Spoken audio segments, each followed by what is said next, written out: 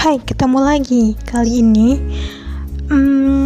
aku mau sharing tentang bagaimana sih agar saat menulis kita tidak kehabisan ide. Gimana sih agar saat nulis kita tetap bisa lancar aja gitu kan. Kadang dapat pertanyaan dari banyak temen, gimana sih nulis gitu kan biar tetap bisa produktif, biar ide itu ada terus untuk ditulis kayak gitu. Nah, kali ini aku akan berbagi tips tentang itu. Ikutin ya. Sebelumnya kita kenalin diri kita dulu ya.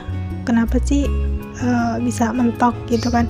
Apa karena memang tubuh kita yang capek gitu? Kalau memang tubuh kita yang capek, pikiran kita yang lelah, terus jiwa dan raga kita itu kan juga punya hak untuk istirahat ya teman-teman. Jadi kalau aku sih yang pertama itu istirahatkan dulu. Kita kenali dulu.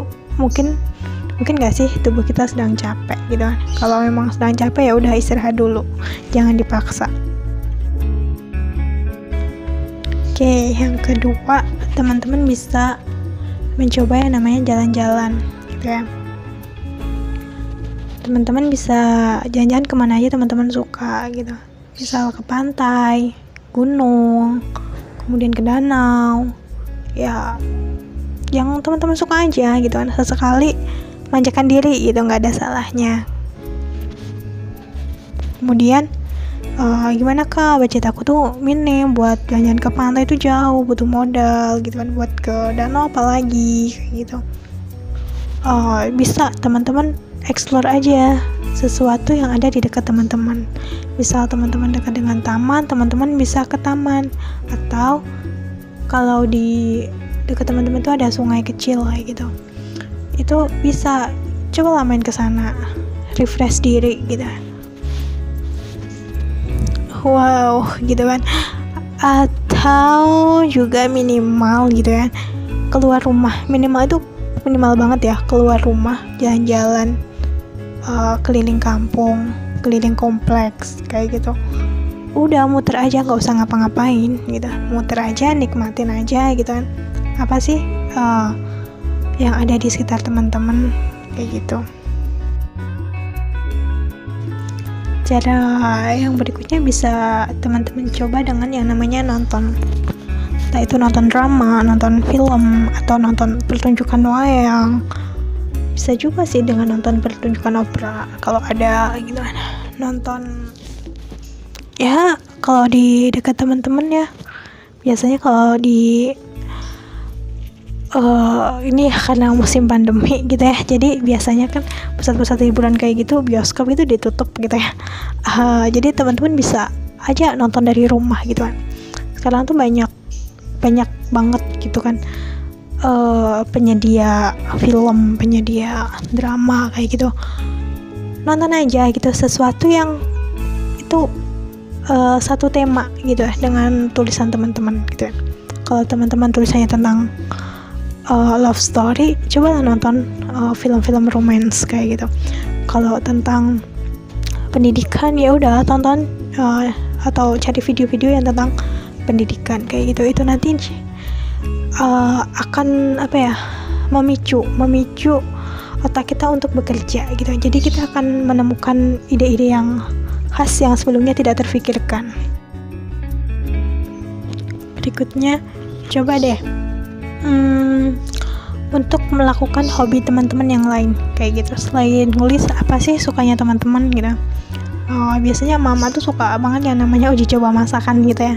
Ada resep baru dicoba kayak gitu.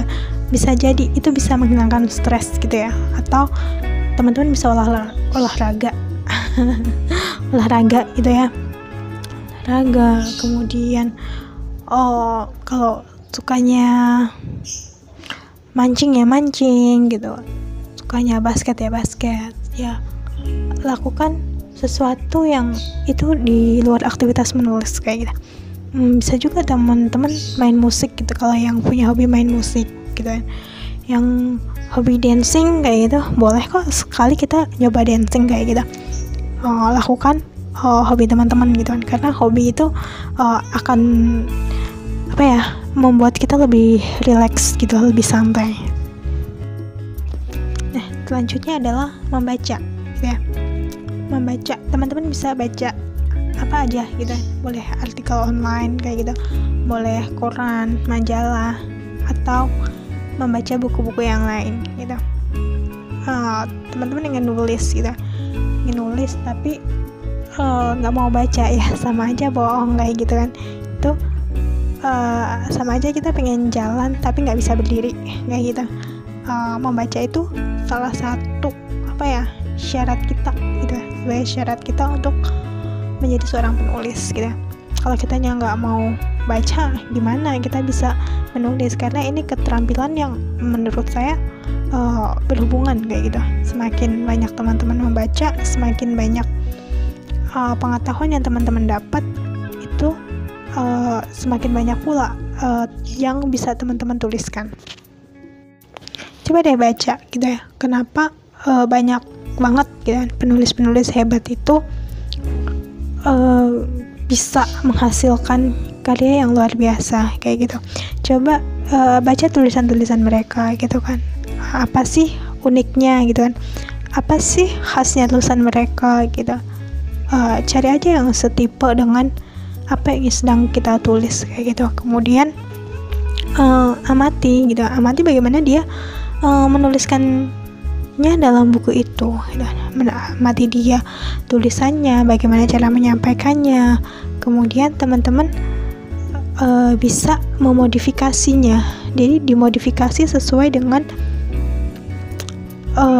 idenya teman-teman gitu kan. Kemudian dituangkan dengan cara teman-teman menulis gitu. Tapi saran aku gitu ya, jangan sampai melakukan plagiasi gitu kan. Itu bahaya banget buat seorang penulis gitu. Itu tuh kayak harga dirinya penulis kayak gitu. Jangan sekali-kali melakukan plagiasi. Oke, next selanjutnya kita bisa mencoba yang namanya silaturahmi dan konsultasi gitu ya. Kalau silaturahmi ini kepada siapa aja ya, entah itu teman-teman kita yang emang sudah ahli di bidang tulis menulis gitu kan, atau orang lain gitu yang kira-kira bisa memberikan suatu wawasan untuk ide kita. Misalnya aku mau menulis tentang pernikahan gitu kan, bisa jadi aku konsultasi kepada teman-teman aku yang udah nikah, gimana sih persiapan mereka nikah, kemudian menjalani kehidupan rumah tangga di awal kayak gitu. Datang aja gitu kan, nggak harus mereka yang ahli di bidang pernikahan, cukup untuk mereka yang sudah menjalani saja kayak gitu. Itu semacam kita menggali apa yang mereka rasakan kayak gitu. Kemudian kalau untuk teman-teman ingin nulis tentang masakan-masakan kayak gitu, teman-teman bisa datengin loh kerabat atau teman yang emang dia punya hobi masak kayak gitu. Selanjutnya konsultasi kepada mentor kita. Setiap kita gitu kan ingin expert di bidang apa, usahakan kita punya mentor kayak gitu. Minimal kalau kita ingin ahli di bidang tulis menulis, usahakan kita punya paling nggak satu mentor yang akan membimbing kita agar kita bisa nggak hilang arah kayak gitu, yang bisa mengarahkan kita, kasih kita motivasi kayak gitu. Punya mentor itu penting banget, karena mentor yang baik itu bakal terus ngingetin kita kayak gitu. Ketika kita melenceng bakal diingetin, ketika kita lelah bakal disemangatin kayak gitu.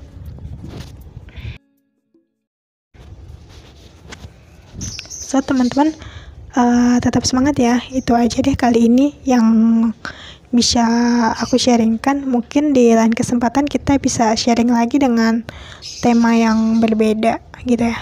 Oke, semoga bermanfaat dan selamat berkarya.